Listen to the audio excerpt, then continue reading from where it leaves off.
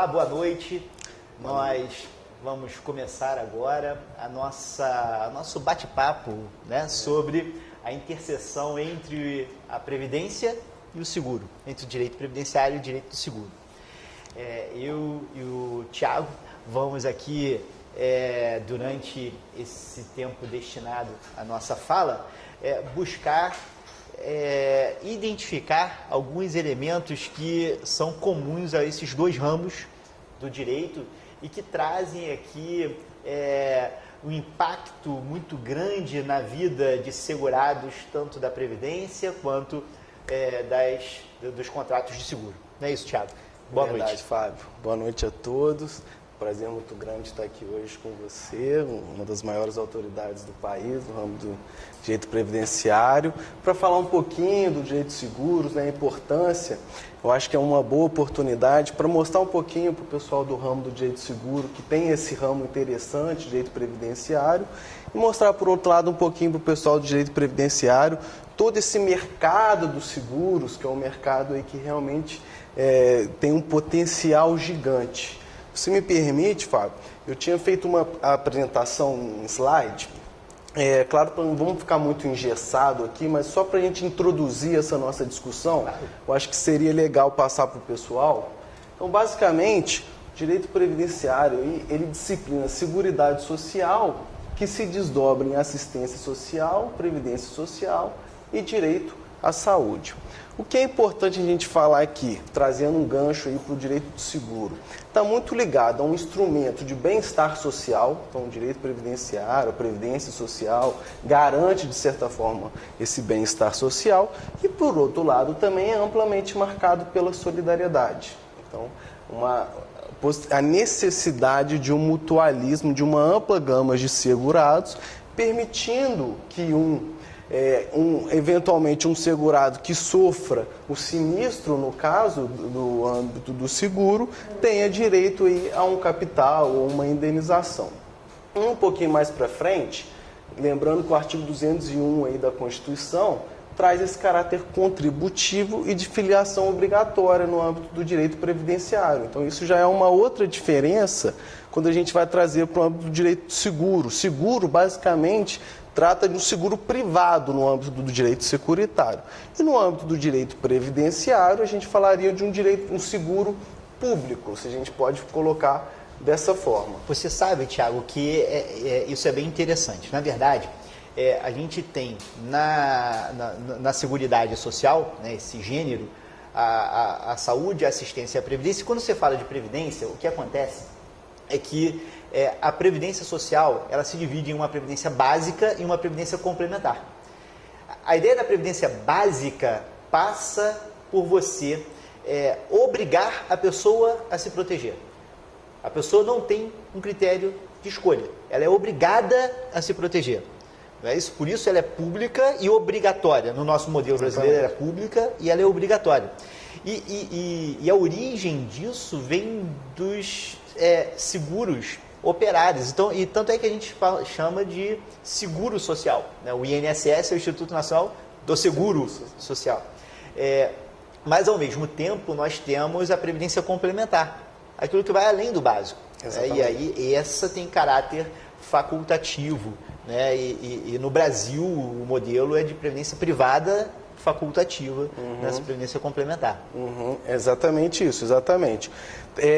No que tange eu tinha pensado em sublinhar um pouquinho a diferença justamente da seguridade social à obrigatória e trazendo o gancho para o seguro, contrato de seguro, que tem modalidades também obrigatórias e facultativas. É importante a gente sublinhar isso também, porque existem algumas modalidades obrigatórias no âmbito do seguro privado, como, por exemplo, de responsabilidade civil em algumas categorias, seguro de incêndio para pessoas jurídicas, e, por outro lado, também existem várias outras modalidades de seguro facultativos. Então, vamos trazer isso para a prática: o seguro automóvel, seguro de vida, seguro de responsabilidade civil também. Dito isso, botando um pouco essa diferença entre a natureza contratual marcante no âmbito do direito do seguro privado, um pouquinho diferente do âmbito do seguro público também, eu acho que vale a pena a gente tocar nessa necessidade de falar um pouquinho mais do contrato de seguro em si. Você que tem uma maior experiência no direito previdenciário, você acha que ele tem sido bem enfrentado aqui no Brasil? Qual que é a sua impressão sobre isso? Eu acho que nós temos alguns aspectos bastante importantes para responder essa pergunta. Não é uma pergunta fácil de responder, é uma pergunta complexa. Mas quando a gente olha para a Previdência, a gente pode... a gente vive hoje, acho que isso não é um mistério, né? Um momento dramático para a Previdência, né? Em que você tem um desequilíbrio, e aí você pode até questionar se existe ou não o desequilíbrio atual, mas é inegável que, mesmo aqueles que acreditam que hoje não haja um déficit, é inegável que daqui a pouco, mesmo quem acha que não, daqui a pouco vai ter, né? Mas, então, a situação é problemática hoje, mas a análise do direito ao seguro social, da proteção, ela vem crescendo em qualidade ao longo dos anos. Vejam que durante muito tempo o estudo do direito previdenciário era um estudo mais raso.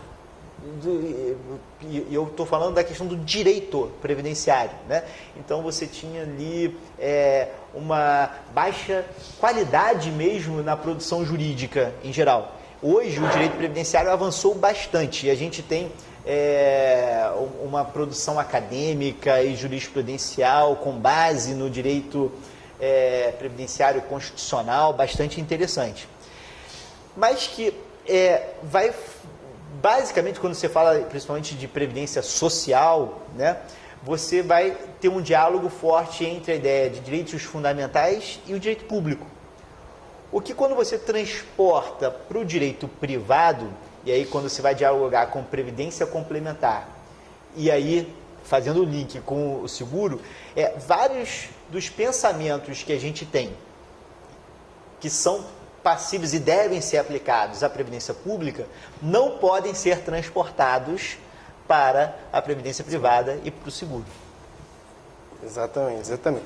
No âmbito do direito do seguro, tem uma expressão até que eu gosto muito, que fala que o seguro é um ilustre desconhecido aqui no Brasil, né? Que tem uma função social enorme, só que ao mesmo tempo, geralmente, ele até tem um pouco de uma pecha de que o segurador paga tudo menos aquilo que acontece, e que quando a gente precisa realmente do seguro, a gente não tem. E tem muito aquela ideia também, muito presente no âmbito do seguro, que quando o segurado ele paga o prêmio que a gente fala, né, que é o valor que ele paga para a seguradora garantir o risco, e ele às vezes não tem consciência que ele está tendo de fato uma garantia. Então, mesmo que o evento não venha ocorrer, como por exemplo quando ele bate o carro, ou quando ele sofre um determinado acidente, dependendo da modalidade, ele teve sim uma garantia. Então, isso é um outro ponto também que eu acho que às vezes é um pouco mal trabalhado. Então, de uma forma geral, eu acho que isso fica bem nítido, assim. O direito previdenciário talvez aconteça um pouco disso também, né? Acontece, porque na verdade vem aquela sensação de que a gente paga a previdência para receber a aposentadoria. Na verdade, a gente paga a contribuição previdenciária para ter acesso a essa rede de proteção coletiva. A gente vai ter acesso ao benefício se a gente vivenciar o risco, se o sinistro ocorrer. Uhum. Né? Só que faz parte do jogo previdenciário, como no do seguro, ter perdedores e ganhadores na relação previdenciária. É possível que uma pessoa contribua mais do que o que vai receber. Basta imaginar alguém que contribua durante mais de 35 anos e morra sem deixar dependente antes de se aposentar. Contribuiu e nada recebeu.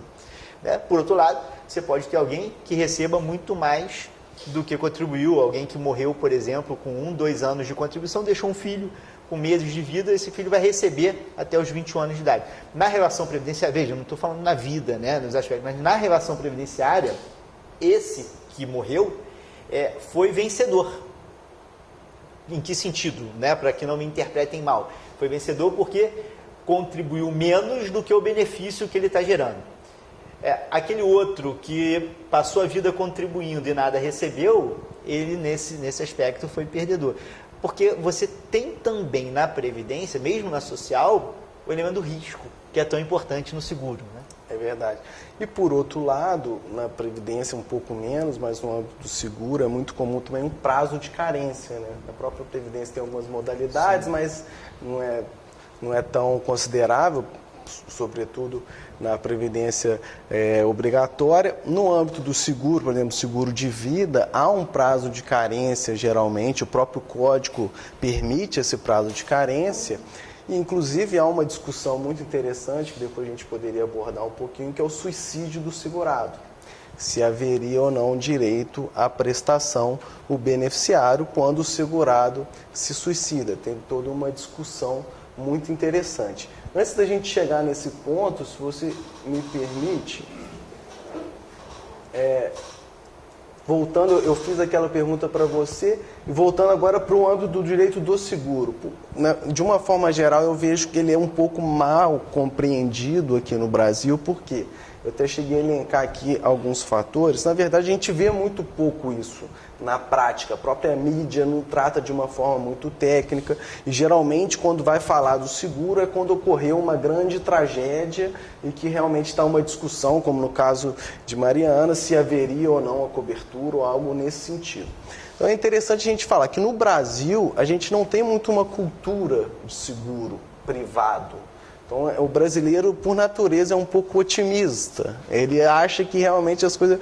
Na verdade, isso até vem um contexto histórico-cultural interessante, porque alguns autores dizem isso na doutrina do direito comparado, que, por exemplo, na Europa, em que vários países participaram de grandes guerras e vivenciaram períodos realmente difíceis, de carência realmente, eles valorizam muito mais o seguro para dar esse apoio no momento de dificuldade do que outros países que não vivenciaram. Então, aqui no Brasil, a gente tem um pouco esse caráter de um pouco malandro, um pouco otimista, vai dar tudo certo.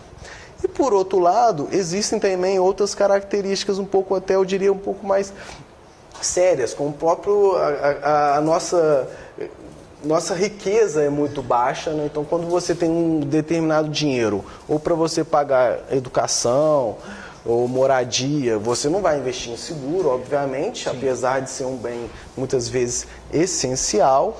O próprio terror da finitude, é interessante a gente falar isso também, porque a gente às vezes tem um pouco de medo. Eu não vou ficar falando de morte, de seguro de vida, porque isso pode atrair. O brasileiro tem um pouco disso também.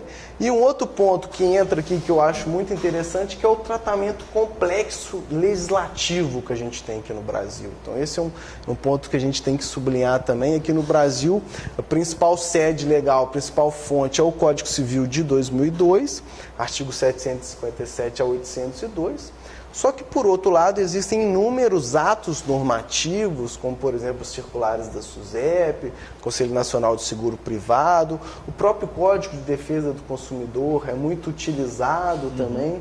Então, é difícil para o aplicador realmente se valer da legislação correta. Perfeito. Tiago, e aí essa complexidade ainda fica maior quando a gente tem alguns fenômenos que são comuns ao direito do seguro e ao direito previdenciário. Eu queria te fazer uma pergunta, né? Quando a gente trabalha aqui com a aposentadoria por invalidez, no regime geral de previdência social, a gente tem um conceito de invalidez, que é de invalidez total e permanente, para que a pessoa consiga a aposentadoria. Dentro do seguro, né, como é que fica essa análise da invalidez? Fica associada à questão da previdência? É uma análise diferente? É uma análise diversa, então até os autores geralmente falam, uma não vincula a outra e vice-versa, e isso importa sobretudo no âmbito de seguro de acidente pessoal.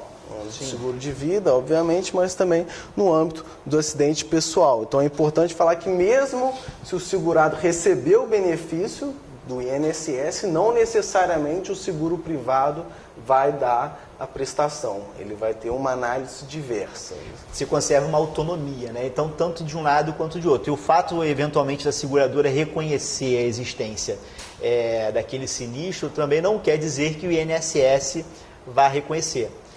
É claro que eu acho, não sei se você concorda, que talvez no campo do seguro você tenha alguma margem para trabalhar isso no contrato, né? Eventualmente o contrato pode prever de uma forma diferente. É legal você dizer isso porque, assim, no âmbito da Previdência é muito mais amarrado, não existe o contrato, né? No âmbito do seguro existe sim um contrato, mas que é fortemente analisado, fortemente controlado pela SUSEP.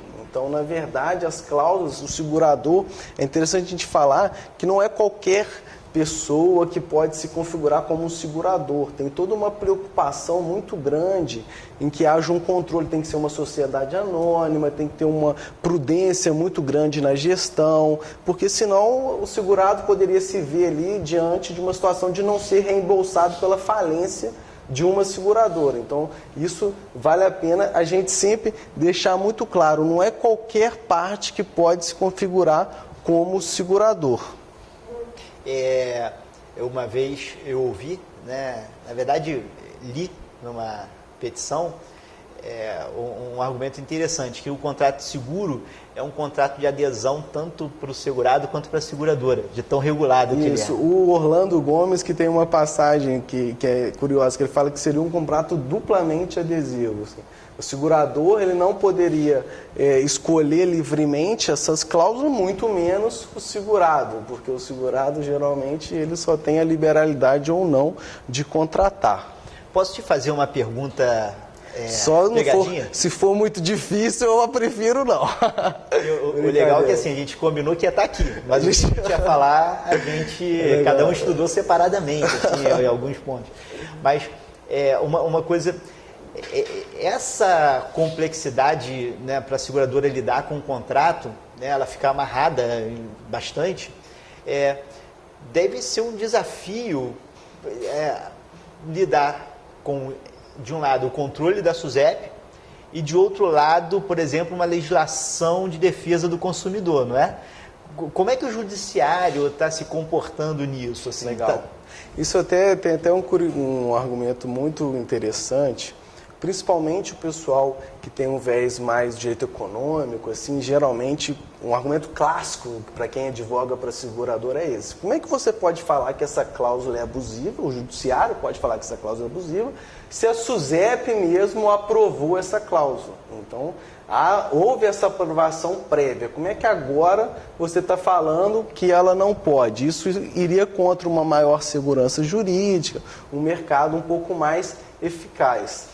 Por outro lado, a SUSEP, na verdade, ela fala, não, eu não aprovo, eu só verifico se está dentro de certos parâmetros. Então, na verdade, a SUSEP deveria ter uma atuação um pouco melhor, assim. Até interessante a gente falar isso para o pessoal que está, às vezes, um pouco interessado em entrar nesse estudo do direito dos seguros. Eu trouxe uns dados aqui e vou fazer um link com o que eu quero realmente falar, que é justamente, professor Fábio, que aqui no Brasil atualmente se discute uma lei geral do contrato de seguro. Então, o Código Civil atualmente dispõe sobre o contrato de seguro, só que existe esse projeto de lei que vem lá de 2004, mas atualmente é o projeto de lei da Câmara 29 de 2017, que está sendo analisado pelo Senado atualmente. Não há uma perspectiva de aprovação logo, mas há sim uma perspectiva de aprovação, o que de alguma forma poderia melhor tratar dessa questão das cláusulas abusivas, até mesmo do papel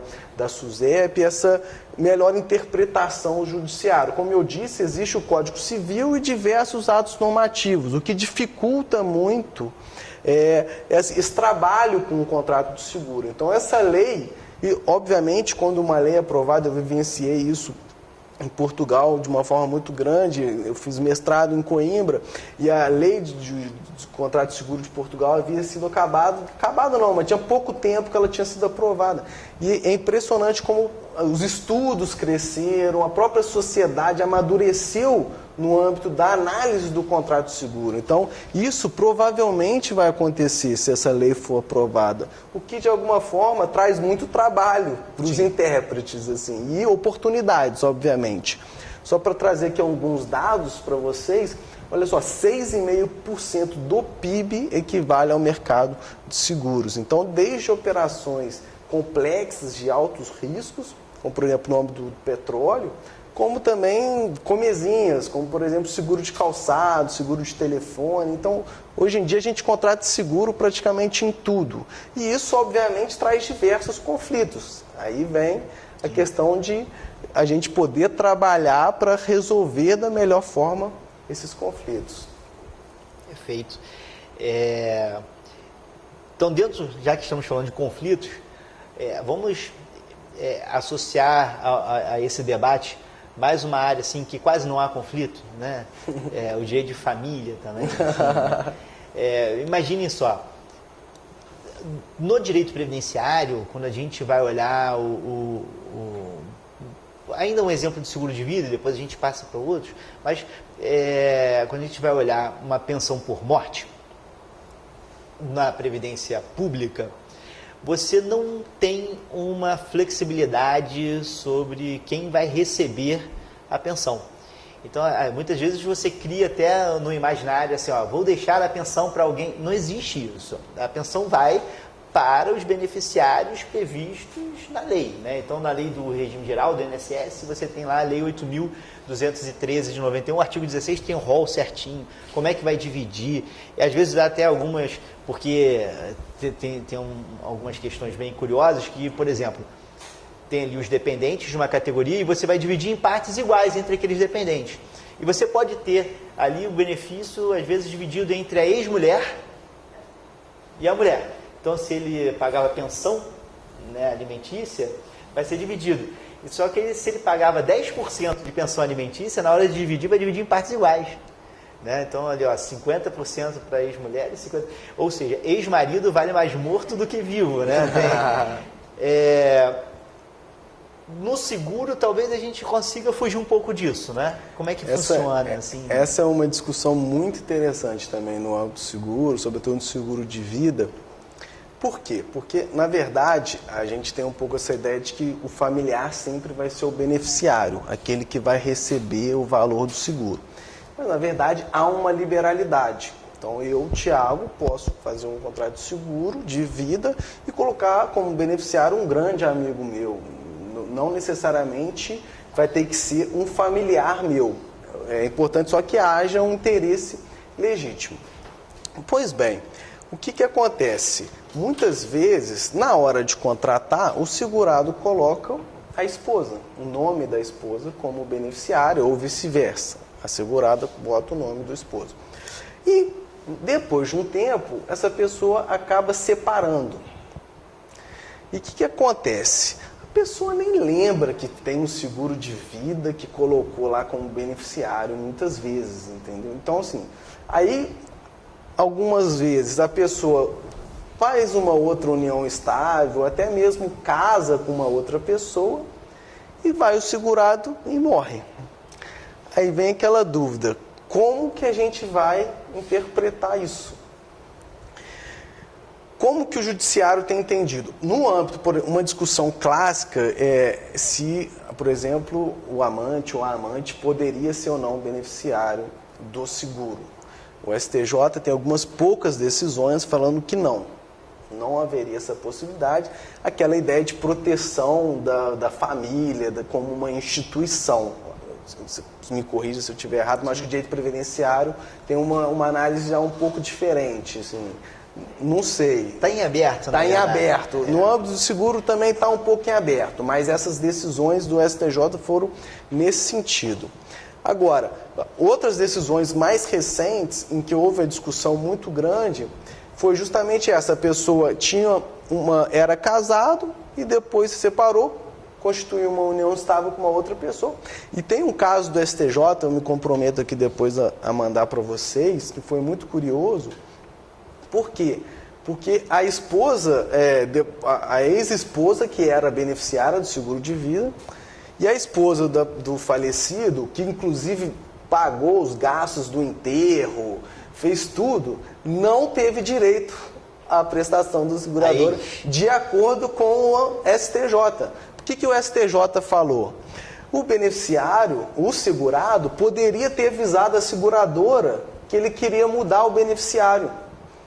Então, se o segurado não avisou a seguradora, a gente não poderia, na visão do STJ, partir do pressuposto que ele não gostaria de dar mais. Ele quis deixar para ele quis deixar para ex-esposa, entendeu?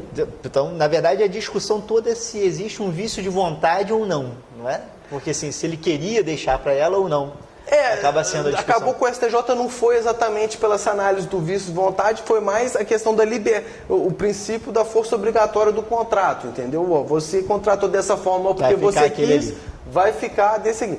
Teve uma decisão do STJ, mas que acabou não sendo muito ecoada, que houve uma divisão salomônica. Assim, nesse caso, houve uma divisão para ex e para atual, inclusive um pouquinho para os filhos também, porque estava em aberto.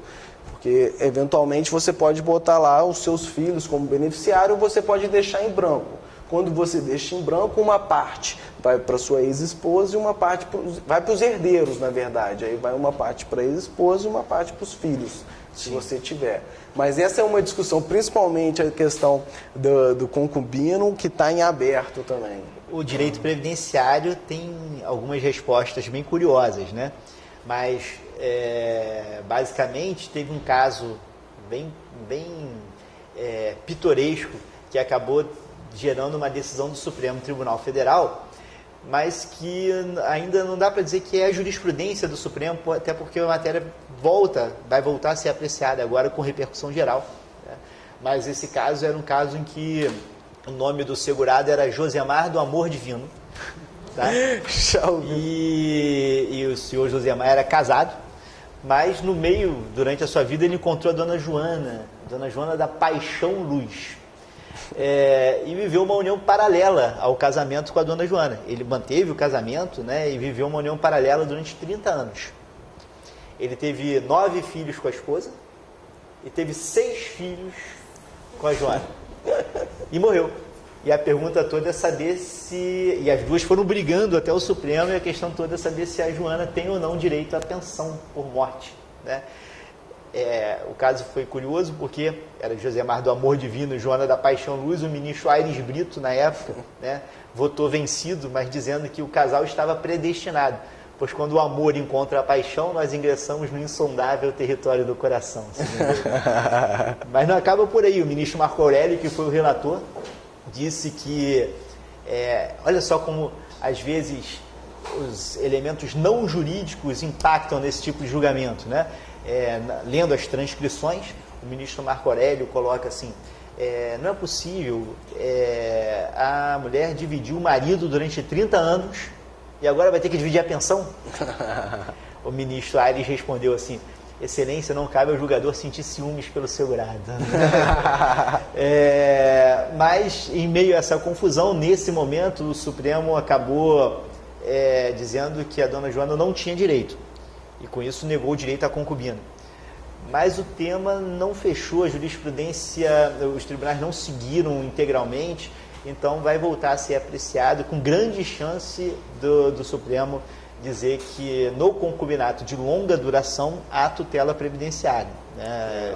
Existe a real possibilidade disso acontecer. Uma questão interessante também que eu queria que você falasse sobre o viés aí do direito previdenciário: no âmbito do direito de seguros, há uma discussão interessante se o segurador negar a prestação da indenização de forma indevida, se isso daria ou não um dano moral para o segurado.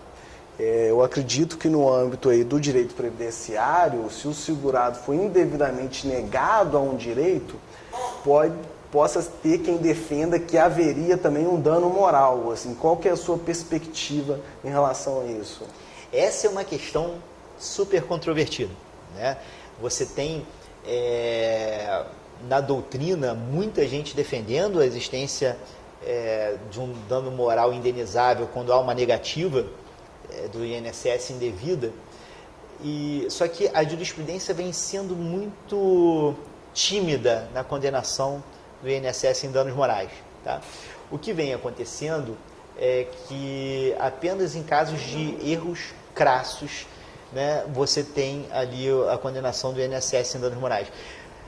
Vamos imaginar, por exemplo, que em caso de auxílio-doença, o INSS tem achado que não havia incapacidade o judiciário acha que há incapacidade e condena o INSS a conceder o benefício. A jurisprudência majoritária hoje diz que, nessa hipótese, o INSS agiu no seu, dentro da sua atribuição legal de avaliar e aí não condena. A não ser que quando seja um caso absurdo, uma pessoa realmente está ali numa situação de incapacidade tão evidente que o INSS não poderia ter negado. Aí, nesse caso, há a condenação. Hoje o entendimento majoritário vem sendo esse. Legal, e no seguro, como é que está sendo? No seguro a discussão também está em aberto. E é curioso, porque o que acontece no seguro?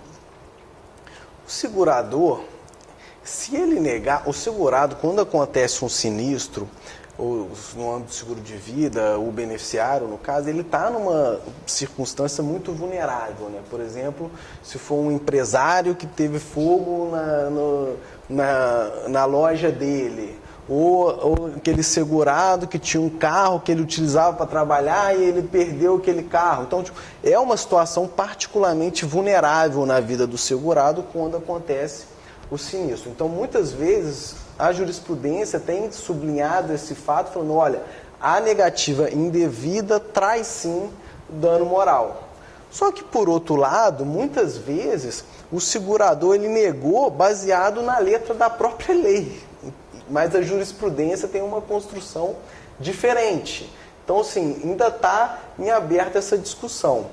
O que, por exemplo, voltando para aquela perspectiva mais do direito econômico, que defende muito que o dever do Estado, no âmbito contratual, é garantir a circulação desembaraçada da riqueza, ou seja, não atrapalhar, basicamente isso. Não atrapalha, é aplicada a lei, porque tem uma segurança jurídica, é isso. Só que, por outro lado, o que acontece? Muitas vezes tem situações que a lei não traz uma resposta definitiva. E o segurador pode se valer disso para negar indevidamente. Aí o que essa doutrina fala? Quando isso acontecer, que é uma outra discussão no âmbito do dano moral, é que se poderia ou não ter um caráter punitivo, né? Que é uma discussão interessante também. Sim. Porque a partir do momento que você não traz, geralmente a maior parte da doutrina defende que não haveria essa possibilidade do dano moral punitivo, mas na prática ele acaba sendo aplicado de uma forma atécnica. Uhum. Trazendo um pouquinho no âmbito aí do seguro, o que aconteceria? O segurador ele poderia negar a indenização e se o judiciário viesse depois falar, você tinha que ter pagado, ele vai só pagar. E vários outros segurados que ele negou indevidamente, negar, não entrou. Né? Então seria de uma certa forma melhor negar. Então, para essa parte da doutrina, defende que haveria a possibilidade de um dano punitivo em alguns casos em que ficar explícita essa má conduta por parte do segurador. Mas é uma questão em aberto também, é curioso. E aí, se você pensar no dano punitivo, tem vários atuários aqui, a seguradora vai ter que estar sempre reajustando ali a chance, e aí na hora de fixar o valor da indenização, só vai ser realmente punitivo se você fixar uma indenização que supere a expectativa atuarial daquela indenização, né? Então, se ele já tem uma reserva atuarial para pagar aquele dano, na verdade, só vai ter um efeito punitivo se você der. Então, na verdade, você acaba criando uma bola de neve, tem isso. E, por outro lado, tem um argumento clássico também, né, que isso poderia gerar um enriquecimento sem causa para o próprio segurado. Sim, exato. Aí há quem defenda que esse valor da indenização de danos positivos, por exemplo, iria para alguma associação que defende os consumidores segurados. Então, tem toda essa discussão, porque muitas vezes a gente defende muitas vezes as pessoas defendem o dano punitivo, até usando como paradigma o direito americano, só que lá tem toda essa perspectiva diversa. Muitas vezes o valor do dano punitivo não vai para a própria vítima. Então, sim, tem essa diferenciação que é interessante. Posso te fazer uma pergunta também? Fica à vontade. Está sendo um prazer responder as perguntas que a gente não combinou. É um desafio, né? É um desafio, legal. O outro faz a pergunta e a gente já fica nervoso. Será que a gente vai saber a resposta? Mas olha só. Mas fica mais espontâneo, fica legal assim. Eu estou gostando. Eu mesmo fui procurado no último ano umas 2 ou 3 vezes por pessoas querendo vender seguro para mim. Mas seguros que na verdade seriam contratados por seguradoras estrangeiras. Tá? Eu acabei não contratando por vários motivos. O primeiro deles é porque me pareceu que isso não estava muito de acordo com as normas brasileiras ali. E eu queria... Quando você fala em previdência, você tem assim, uma eficácia extraterritorial da Previdência brasileira. A Previdência brasileira, no regime geral, por exemplo, não tutela apenas trabalhadores no Brasil. Tem alguns trabalhadores que mesmo estando fora do Brasil, tem a tutela da Previdência brasileira. E além disso, tá, você tem também cada vez mais, agora esse ano a gente teve aí firmado o Tratado Brasil-Estados Unidos, né, estabelecendo ali regras para você aproveitar um tempo de contribuição, as condições contributivas nos Estados Unidos e aqui no Brasil. Então, a gente tenta aumentar cada vez mais o diálogo nessa interação entre diferentes ordenamentos jurídicos de outros países. Como é que fica essa questão no direito do seguro, né? Primeiro, assim, a atuação de seguradoras estrangeiras aqui no Brasil. E segundo, essa eficácia extraterritorial. Poderia ter ao contrário, uma seguradora brasileira fazendo um contrato e teria alguma diferença se o sinistro ocorresse fora, se o sinistro ocorresse aqui? Como é que funciona isso? Legal. Obrigado pelo presente grego. Brincadeira. Não, é interessante porque até no âmbito quando a gente vai analisar o contrato de seguro aqui no Brasil, muitas vezes a gente percebe que o contrato foi traduzido literalmente. Então, assim, às vezes até alguns institutos que não existem aqui no Brasil constam nesse contrato de seguro. Então, esse já é um primeiro ponto interessante para a gente falar. Um outro ponto, por exemplo, o seguro para sequestro aqui no Brasil, ele não é muito feito justamente para você, de alguma forma, não aumentar essa ocorrência. Porque quando a pessoa tiver conhecimento que se a outra tem um seguro para sequestro, isso poderia até mesmo aumentar a incidência desse seguro.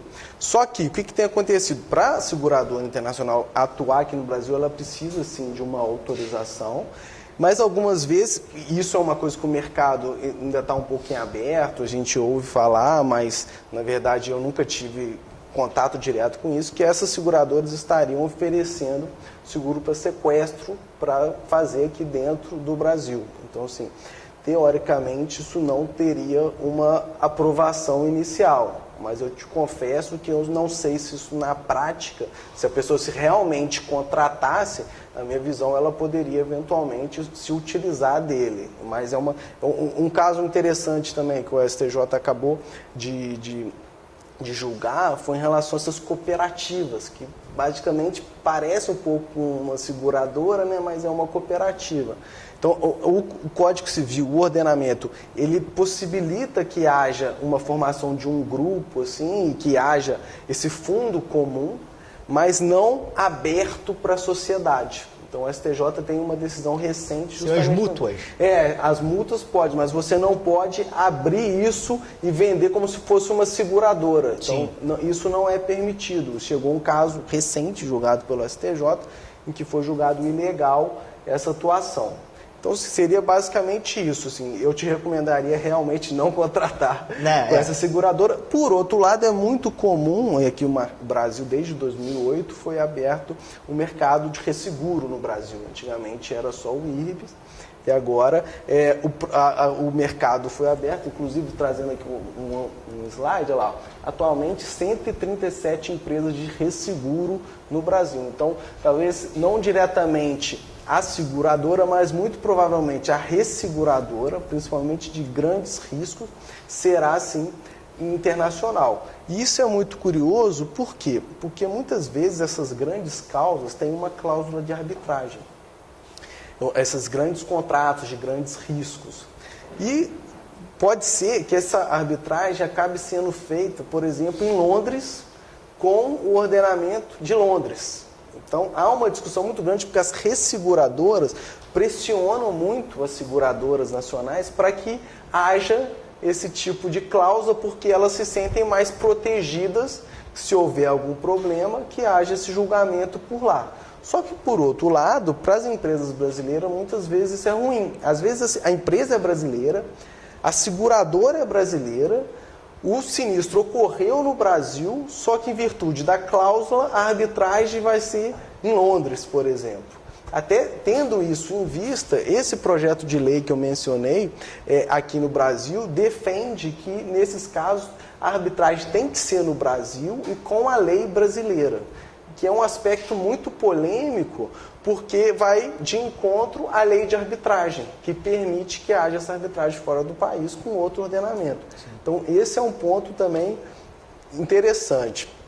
Trazendo um pouquinho as discussões aí candentes no âmbito do direito securitário, a gente poderia dialogar um pouquinho também trazendo para o direito previdenciário.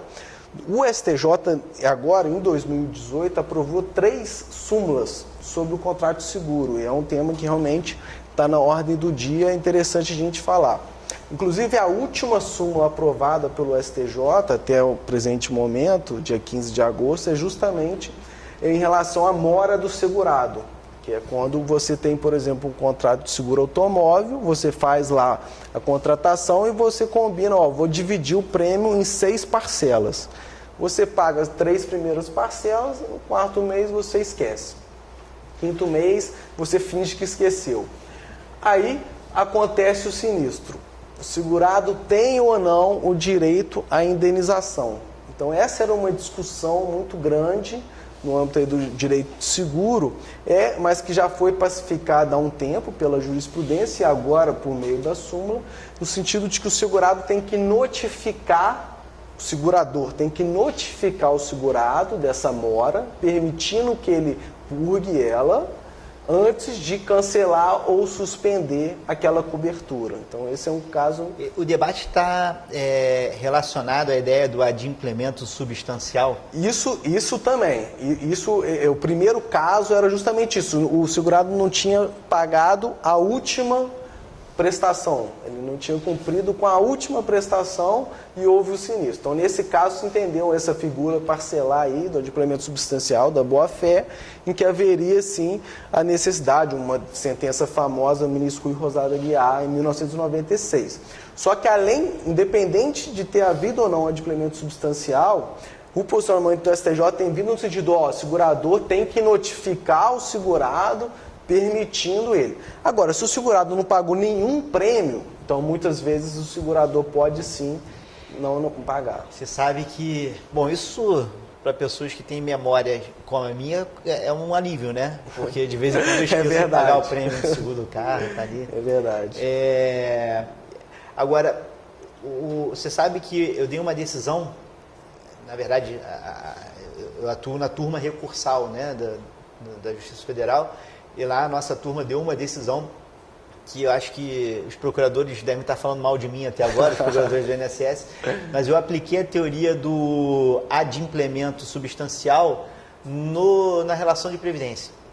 Mas era um caso muito específico, porque a pessoa era uma mulher, ela precisaria de 30 anos de contribuição para se aposentar e ela tinha 29 anos, 11 meses e mais alguns dias de tempo de contribuição. Então faltava ali um pouquíssimo tempo. Só que depois disso, ela não conseguiu mais trabalho, enfim, então ela não continuou trabalhando, só faltava aqueles dias. Com histórico contributivo regular, enfim, e eu considerei que essa falta de alguns dias apenas não poderia prejudicar o acesso. E com base na decisão do STJ, do adimplemento substancial no direito seguro, eu encontrei fundamentos para aplicar no direito previdenciário e condenar ali o INSS a conceder o benefício. Bacana. Me parece que é uma decisão realmente corretíssima, assim, pelo menos a meu ver. Bom, você acha, os procuradores do INSS não acham, não. Mas é normal que haja esse dissenso, mas isso acaba que as cláusulas gerais, o Código Civil de 2002 privilegiou muitas cláusulas gerais, né? E ela permite, de alguma forma, flexibilizar a letra da lei diante da situação específica. Então, uma discussão interessante que a gente tem no âmbito aí do direito privado, de uma forma geral, é que no Brasil, diferentemente do que ocorreu, por exemplo, na Alemanha, com o parágrafo 242 do BGB, a boa-fé no Brasil ela foi muito debatida a partir do Código de Defesa do Consumidor em 1990. E isso, de alguma forma, Fábio, acabou fazendo com que ela fosse muito utilizada só a favor do consumidor. Então, agora a gente está amadurecendo, e a professora Judite tem a nova edição dela, é justamente a obra de referência aqui no Brasil, do princípio da boa-fé, o livro da professora Judite Martins Costa, e que foi a tese de doutorado dela. E é curioso porque na tese, na versão original, na década de 90, ela conseguiu listar só 5 julgados trazendo a boa-fé no Brasil, e no âmbito aí mais do direito civil. Sendo que agora, na verdade, nessa nova edição, ela fala justamente isso. A gente tem que trazer parâmetros para a aplicação e não ficar utilizando de uma forma... Então, assim, é importante, e aqui também essa nossa ideia aqui do IDS, está sempre trazendo essa maior... Porque o intérprete, quando a gente está analisando o direito atualmente, que não é um direito extremamente formal, estritamente formal, legalista, o intérprete ele tem que ser muito capacitado, né, para ele poder utilizar essas cláusulas gerais, para ele poder analisar o sistema de uma forma correta. Então, muito dos nossos cursos, das nossas preocupações, é justamente trazer professores que possibilitem isso. Certo. E até a gente está, modéstia à parte, eu gostaria de dizer que no âmbito do direito de seguros, eu estou muito satisfeito com os cursos que a gente tem feito.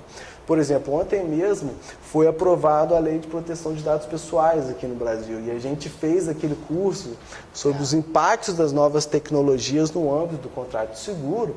Inclusive, nós trouxemos o autor intelectual da lei para falar aqui sobre esses impactos. Então, assim, com a aprovação, mais do que nunca, fica provado que realmente era um tema relevantíssimo, que vai impactar a todos. Ainda no ano passado, a gente fez um curso analisando a jurisprudência do STJ, apontando possíveis mudanças. Justamente, 3 novas súmulas foram aprovadas. Então, eu gostaria de, um momento merchan aqui, se você me permite, falar um pouquinho do nosso próximo curso, que é o curso de responsabilidade civil e seguro. Então, trazendo justamente essa discussão de qual que é a ligação, a responsabilidade civil, que antigamente era muito ligada a uma ideia de punição do ofensor, hoje está muito mais preocupado em proteger a vítima. E isso trouxe impactos no âmbito do direito seguro. Alguns autores defendem, inclusive, que um sistema de seguro obrigatório seria um fator importantíssimo para o melhor tratamento da responsabilidade civil de uma forma geral. Então, esse curso que a gente está promovendo, que vai ser agora no dia 10 ao dia 12 de setembro, com os maiores especialistas no tema... Vocês capricharam mesmo, né? Assim, realmente o pessoal que está vindo é muito fera. Pessoal muito fera, pessoal realmente muito capacitado. E um ponto que eu acho muito importante, que a gente tem muito carinho, é porque quando a gente convida o professor, e é sempre uma honra muito grande quando eles participam, além de convidar, a gente é um pouquinho chato. A gente fala, a gente quer que você trate isso, que na minha visão faz toda a diferença, porque você vai realmente dar um curso que vai trazer algo diferente, algo que vai agregar a prática daquele aplicador do direito. Então, por exemplo, vou te dar um exemplo claro. O professor Bruno Miragem, que é considerado um dos maiores consumeristas do Brasil, trabalha muito junto com a professora Cláudia Lima Marques, ele vai tratar da questão das cláusulas abusivas, potencialmente abusivas, no âmbito do contrato de seguro. Então, assim, vai ser uma aula muito interessante, tanto para quem advoga para seguradora, quanto para quem advoga para segurado, porque isso a gente discute na prática todo dia. A professora Angélica vai tratar do seguro contra os riscos cibernéticos, que é também um outro tema que está... Um tema do momento, né? O tema do momento. E eu vou tratar dos novos paradigmas, de uma forma um pouco mais geral, da responsabilidade civil. falar um pouquinho das novas teorias de nexo de causalidade, um pouquinho como que o dano tem sido visto, o que configura um dano moral, se é dor, sofrimento, ou se é uma lesão, há um interesse, há um direito da personalidade. Então isso tudo a gente vai tratar. Então é legal que o IDS está abrindo essa porta, e agradeço aqui publicamente a você, de poder trazer pessoas realmente qualificadas para debater pontos específicos que impactam na prática. Então essa é a ideia, e a gente conta muito com a participação de todos, que é até mesmo para a gente poder dar uma continuidade nesse projeto, que é o que a gente realmente quer. Então é necessário que as pessoas de fato se mobilizem, mandem para os seus contatos, para a gente realmente poder dar continuidade. Eu acho... O IDS ele surge, né, discutindo direitos sociais em sentido estrito, mas depois a gente foi percebendo ao longo dos anos que a proteção dos direitos sociais ela deve ser mais ampla. Então, vários direitos relacionados, várias questões relacionadas ao direito contratual devem estar presentes também nesse debate. Então, o direito seguro tem muito a ver com a nossa linha de pensamento, com as nossas questões. Por isso que eu acho muito importante. E uma coisa que é muito interessante é perceber um campo de atuação fantástico para quem atua com previdência no direito seguro. Então, você tem muitas vezes um casamento muito interessante entre a atuação no direito previdenciário e no direito do seguro, o que faz com que um profissional ele acabe ficando mais completo quando ele consegue transitar bem entre esses dois ramos. Assim. Por isso a gente acha que é tão fundamental. Eu queria, Tiago, já que você falou, só para a gente ir caminhando, né, para a nossa conclusão, eu queria só... A gente vai ter um curso sobre responsabilidade civil. Isso. Quando a gente trabalha a responsabilidade civil no âmbito da Previdência, a gente tem ali, principalmente, um trabalho relacionado à responsabilidade da entidade de previdência. A gente não vai trabalhar muito a Previdência cobrindo casos de responsabilidade civil, né? Mas uma coisa que me parece que é bem... que chama a atenção um pouco é a ideia, por exemplo, de você ir cobrar, se sofrer um dano e você ir cobrar a indenização do dano diretamente do segurador e não do causador do dano. Né? Isso no âmbito da Previdência é algo muito... não encaixa muito bem, não é? Como é que você vê essa questão e as polêmicas relacionadas a isso no direito do seguro? Legal, esse é um outro tema também muito interessante, que o STJ acabou solucionando, ainda que parcialmente. A discussão toda era o seguinte, porque entre os princípios clássicos do direito contratual, a gente tem o princípio da autonomia da vontade, o princípio da força obrigatória do contrato e o princípio da relatividade dos efeitos. O que é isso? Você está falando grego para mim. O princípio da autonomia da vontade. Você contrata só se você quiser, da forma que você quiser. Atualmente a gente fala autonomia privada, mas antes era autonomia da vontade. Você contrata se você quiser, com quem você quiser, da forma que você quiser. Isso vem muito da época lá da Revolução Francesa, do liberalismo. Logo na sequência, você contratou porque você quis, então você vai ter que cumprir. Então aí vem o princípio da força obrigatória do contrato. Você contratou porque você quis, você vai ter que cumprir. E vem o terceiro princípio da relatividade dos efeitos entre as partes. O que isso diz? Se um terceiro não quis contratou, portanto não contratou, ele não vai ser atingido por um contrato. Essa era clássica, tinha algumas exceções, seguro de vida até como uma exceção, mas isso era um postulado clássico do direito contratual. Atualmente a gente fala muito do princípio da boa-fé objetiva, mitigando, relativizando a autonomia privada, o princípio do equilíbrio, mitigando a força obrigatória do contrato, e o princípio da função social do contrato, atuando sobre a relatividade dos efeitos entre as partes. O que isso fala? Olha, quem contrata hoje não vai estar contratando só com aquele contratante, vai estar, de certa forma, contratando com a coletividade. Importa para a coletividade aquela relação. Antigamente a gente estudava muito direito das obrigações, as figuras do credor e do devedor. Mas como que isso impactava ou impacta na sociedade? Então, se valendo desse princípio 421 do Código Civil, o princípio da função social do contrato, que é um princípio que realmente o Brasil foi o primeiro país a realmente estipular esse princípio da função social do contrato, o que causa certa perplexidade para a doutrina do direito comparado, quando estuda o direito brasileiro.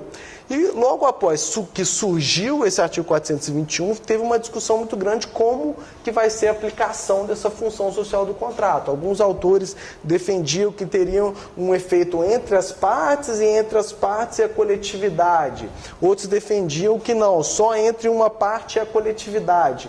Então, uma das aplicações foi justamente essa possibilidade do terceiro vítima e diretamente contra o segurador. Um exemplo claro, se você tem um seguro automóvel, você atropela uma pessoa.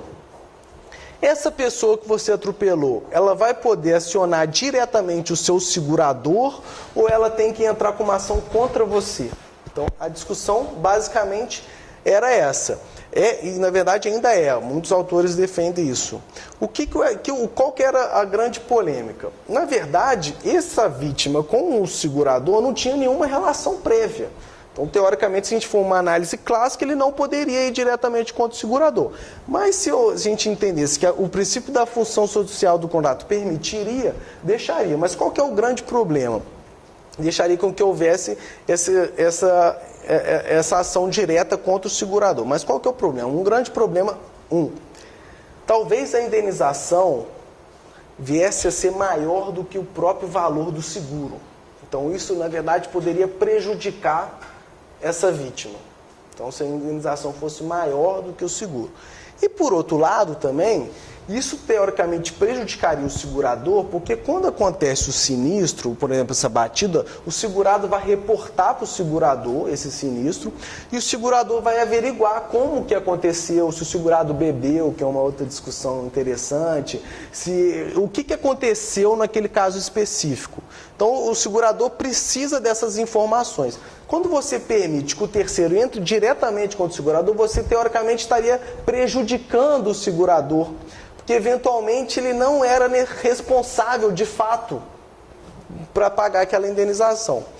O STJ acabou entendendo, houve algumas decisões falando que em virtude da função social do contrato poderia haver essa ação direta do terceiro contra o segurador, mas agora se pacificou, inclusive objeto de súmula, falando que na verdade há a possibilidade da ação direta desde que seja condicionada a você colocar também o segurado no polo passivo. Então a vítima pode entrar contra o segurador direto e o segurado, não diretamente contra o segurador. Acaba sendo mais uma estratégia para viabilizar a execução posteriormente, né? Para você executar contra quem tem dinheiro. Ir mais rápido. Geralmente, a vítima, teoricamente, gostaria de entrar contra o segurador porque o segurador tem um dinheiro maior, mas isso acabava, eventualmente, até mesmo prejudicando ela, assim.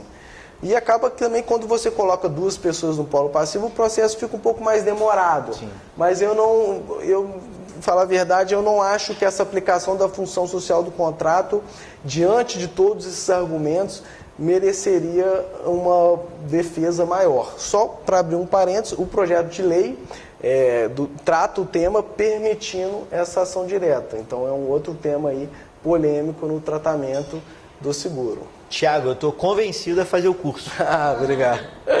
Obrigado. É um prazer estar aqui com vocês. Queria perguntar se alguém tem alguma dúvida, não sei, a gente pode abrir aqui para as perguntas presentes. Estamos no ambiente informal. Alguém tem alguma... Eu tenho uma pergunta. Meu nome é Andréia, eu sou atuária e eu queria saber como é que você enxerga essa questão do reajuste por faixa etária acima dos 60 anos nos seguros de vida. Então deixa eu só reproduzir a pergunta para o pessoal que está assistindo, né?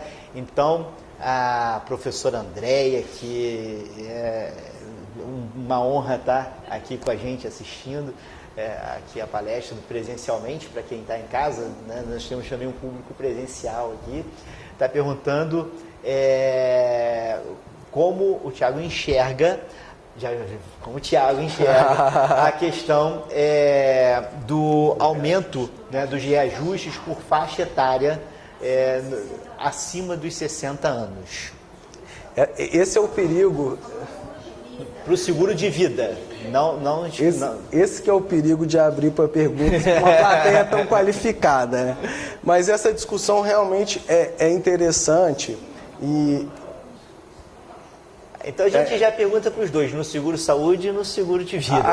A questão, na verdade, a resposta é basicamente a mesma, né? Porque o que tem acontecido? O STJ, ele tem entendido que não haveria essa possibilidade do reajuste após os 60 anos, aplicando o artigo 15 da Lei de Saúde, que foi julgado constitucional pelo STF recentemente. Então, tem feito uma aplicação analógica, falando, olha, esse artigo 15 vai ser aplicado também no seguro de vida. Se o segurado já tiver o contrato há 10 anos e tiver mais de 60 anos de idade, o segurador não pode aumentar o prêmio. Então, e essa foi a solução do STJ no seguro de saúde e também no seguro de vida.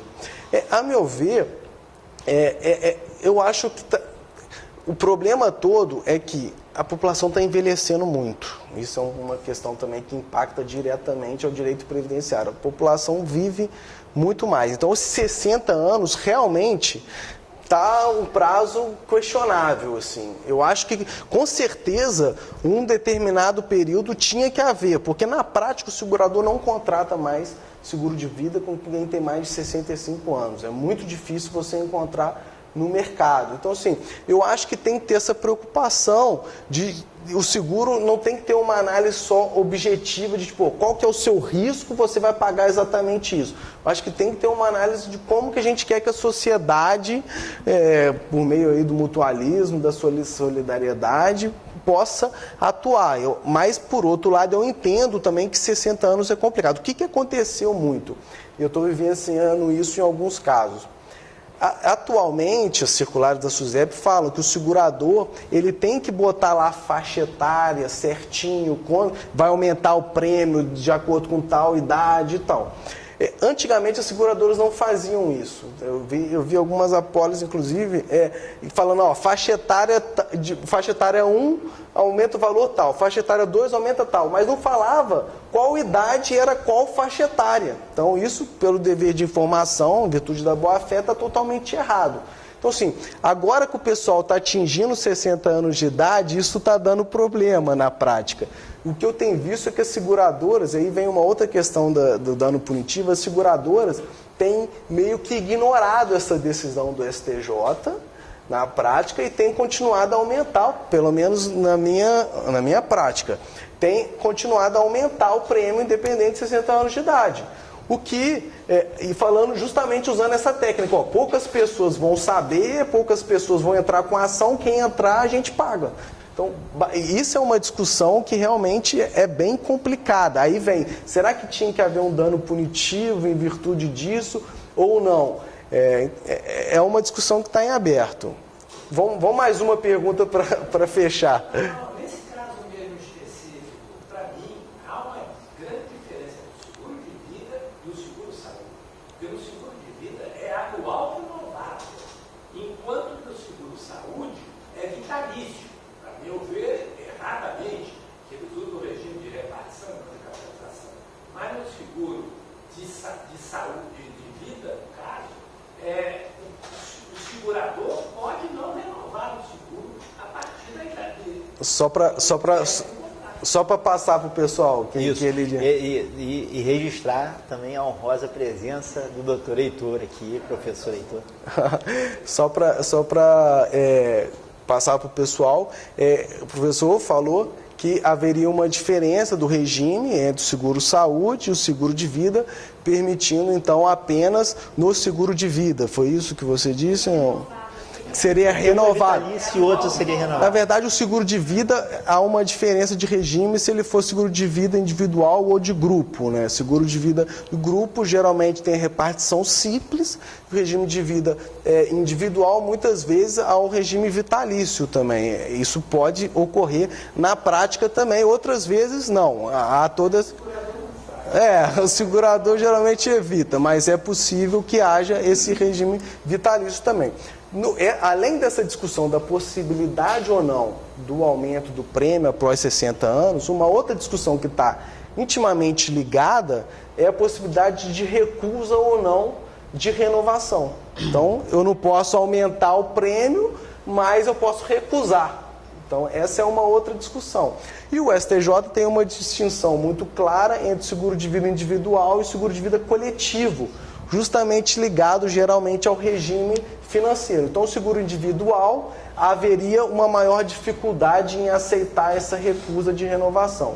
No regime de vida coletivo, os amigos atuários estão aqui, é curioso, tem uma decisão nova do STJ, da ministra Galotti, falando que seria permitido o regime de seguro de vida coletivo, independente de desequilíbrio atuarial. Isso seria uma autonomia do segurador e que seria uma autonomia do segurado também não renovar. Mas que me parece que é um argumento que não faz muito sentido na dogmática contratual que a gente está agora. Porque quando você fala assim, olha, segurado, se você quiser também você não precisa renovar. Tem uma decisão do STJ agora que relativizou esse posicionamento, falando, nesse caso, olha que curioso, a seguradora quis aumentar o contrato de seguro de vida coletivo, estava sendo estabelecido já há 40 anos, renovado. A seguradora quis aumentar em 10 vezes o valor do prêmio. 10 vezes o valor do prêmio. Então, nesse caso, o STJ entendeu que não poderia... que havia um abuso, que haveria um abuso, inclusive que deveria o dever de renovar esse contrato. Então, é uma discussão que está em aberto, agradeço aí o posicionamento dos amigos. Na realidade, o seguro de paz normalmente é feito pelo empregador, né? Em função dos seus empregados. E justamente para que não haja manutenção após uma determinada idade, principalmente quando se retira do emprego, no caso, o que os empregadores estão fazendo? Estão dando os seguros gratuitos. Por quê? Porque ele se aposentando aos 60 anos, aos 65, certo? Ele não pode permanecer no grupo, principalmente no seguro-saúde. Então, o empregado tem o seguro gratuito, acha ótimo, só que quando ele sai daquele empregador, ele não tem direito à continuidade. Você coloca uma prática de que, na verdade, o seguro acaba sendo gratuito, oferecido gratuitamente pelo empregador, só que isso tem uma grande desvantagem que, uma vez rescindido o contrato de trabalho, né, ele não consegue permanecer ali segurado. Eu acho que todas essas discussões, elas trazem para a gente, talvez, uma reflexão, todas essas relacionadas à questão da idade e do reajuste, discussões parecidas, muito próximas que a gente tem no direito previdenciário, trazem a necessidade da gente repensar as relações jurídicas em uma sociedade com pessoas vivendo mais. Né? Então, a questão da idade, será que 60 anos, a idade não? O nosso Estatuto do Idoso diz que idoso é quem tem 60, talvez a gente tenha que começar a repensar as nossas relações jurídicas numa sociedade em que as pessoas vivem mais, para que a gente possa viver mais e com qualidade, né? Porque não adianta a gente viver mais e não ter a cobertura do seguro-saúde, do seguro de vida ou previdenciário. Mas eu queria agradecer muito a participação de todos, dizer que aprendi muito nesse bate-papo, Thiago, nessa conversa, e acho que a gente pode manter esse espaço aberto ao debate, às reflexões, né, sempre de uma maneira bastante democrática, transmitida. A gente optou hoje, inclusive, por, além de fazer a transmissão pelo site do IDS, a gente está fazendo diretamente também no Instagram, né? Na live, no Instagram, e acredito que assim, o nosso objetivo aqui é fomentar o debate e a discussão. É claro que por meio dos cursos a gente consegue aprofundar um pouco mais, né? Então, a nossa parte técnica está nos lembrando que tem um sorteio. Você sabe desse sorteio, Thiago? Por alto. Chegou aqui alguém que vai nos esclarecer qual é o sorteio. Nós vamos ter um sorteio.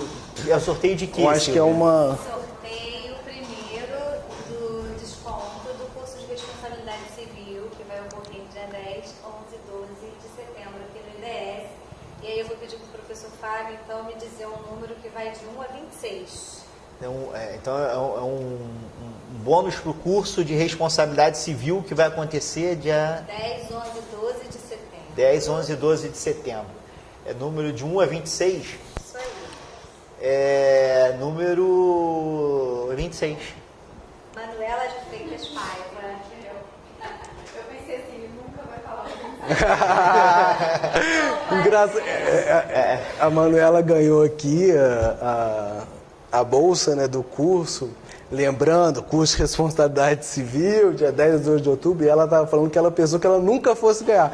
Ou seja, foi o segredo ao contrário, né? Porque o segredo fala para você mentalizar.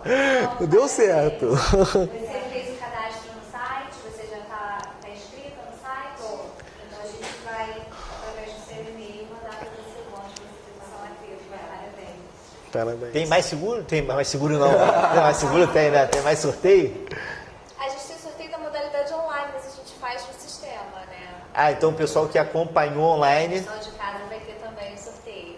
que acompanhou online pelo site, né? Pelo site, Vai ter o Muita sorteio gente- então, também. Tem muita gente lá ouvindo vocês. Legal. Então é isso.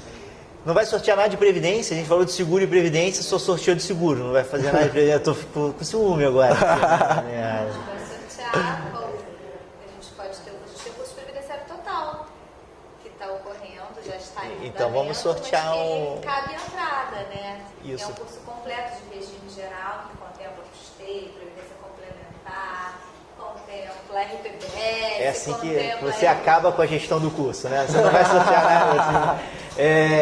Então vamos lá. Então vamos lá. E aí a gente vai dos mesmos moldes, 30%, e aí serve para. Aí vocês vão optar, ou pelo presencial ou pelo online. Podem escolher a modalidade. De 1 a 25. Agora a Manuela. Agora o Thiago. Tiago, então, por favor, de 1 a 25. Pode ser o 22. 22. Thalita Karen de Paula Vieira. Parabéns, Thalita. Você mentalizou ou não? Mentalizou? Agora... Você está inscrita no site também, você tem o link, então a gente vai. Esse curso previdenciário total, ele é online e presencial, né? Então as aulas que já passaram a gente tem todas online, então ele fica no online, tá bom? Amanhã mesmo vocês recebem um e-mail com um cupom de desconto para vocês validarem com desconto, tá bom? Bom, pessoal, muito obrigado. Então, pessoal de casa, obrigado. Pessoal que está aqui, veio presencialmente, eu agradeço. E agradeço muito a todo mundo que está nos assistindo de casa. Thiago, muito obrigado. Tá? E quero deixar aqui as portas do IDS sempre abertas aí para esse debate, essa conversa. Muito obrigado, agradeço a presença de todos também e nos vemos na próxima. Obrigado, Thiago.